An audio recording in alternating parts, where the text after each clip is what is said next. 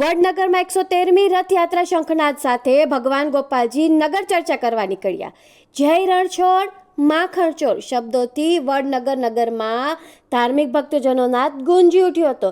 વડનગરમાં 113મી રથયાત્રા ગોપાલજી મંદિરથી નીકળી હતી. વડનગર બપોર 2:30 વાગે નિજ મંદિર શંખનાદ સાથે ગોપાલજી મંદિરથી જગતનો તાત અને પાલનહાર એવા અનેક શબ્દોના નામથી જેવા કે ભગવાન વિષ્ણુ, કૃષ્ણ, જગન્નાથ, ગોપાલજી, રાધાકૃષ્ણ, પરમપિતા પરમેશ્વરના અંશ જેવા ભગવાન ગોપાલજીનો રથ શ્રી ભગવતાચાર્ય નારાયણાચાર્ય ટ્રસ્ટ સંસ્થાના ચાંદોદના ગાદીપતિ 1008 શ્રી વેંકટેશાચાર્ય મહારાજજી અને સ્વામિનારાયણ મંદિરના મહંત નારાયણ વલ્લભદાસના વરદ હસ્તે પ્રસ્થાન કરાવ્યું હતું.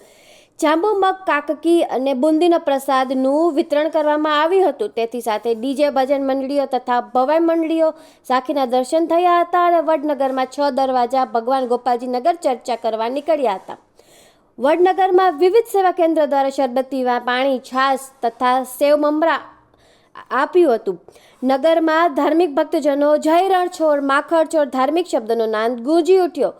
તેની સાથે ધાર્મિક આધ્યાત્મિક અલૌકિક ઉર્જાની અનુભૂતિ થાય તેવું પણ દેખાઈ રહ્યું હતું અને સેમ્બરવાડામાં મુસ્લિમ સમાજના આગેવાનોએ આ રથયાત્રાનું ભવ્ય સ્વાગત કર્યું હતું અને પરમપિતા પરમેશ્વર દરેક માનવીને આરોગ્ય તંદુરસ્ત રાખે તેવી પ્રાર્થના કરી હતી.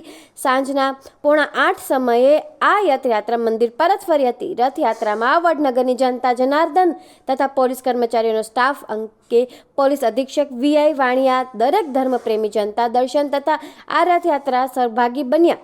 દરેક માનવી ગોપાલજી મંદિર ટ્રસ્ટીઓને હૃદયપૂર્વક આભાર માન્યો હતો. રિપોર્ટર સંજય એન ઠાકોર સાથે જીગર પટેલ, વડનગર.